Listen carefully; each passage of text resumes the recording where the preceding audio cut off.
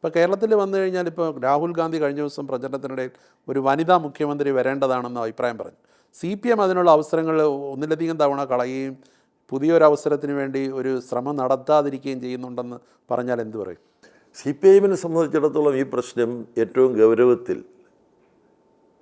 അരികുവൽക്കരിക്കപ്പെട്ടുകൊണ്ടിരിക്കുന്ന വിഭാഗങ്ങളിൽ ഉൾപ്പെട്ട് നിൽക്കുന്നവരെ അവസരം കൊടുത്ത് പരിശീലനം കൊടുത്ത് ഉചിതമായ ഉത്തരവാദിത്വ ചുമതലകളിലേക്ക് അവരെ ഉയർത്തി സാമൂഹികമായി നിൽക്കുന്ന സ്വത്വപരമായി നിൽക്കുന്ന അസമത്വങ്ങൾ അവസാനിപ്പിക്കുക, അതിനുവേണ്ടി ഉറച്ചു നിൽക്കുന്ന ഒരു പാർട്ടിയാണ് കമ്മ്യൂണിസ്റ്റ് മാർക്സിസ്റ്റ് പാർട്ടി. അതിൽ സ്ത്രീ തുല്യത ഒരു പ്രധാനപ്പെട്ട ഘടകമാണ്.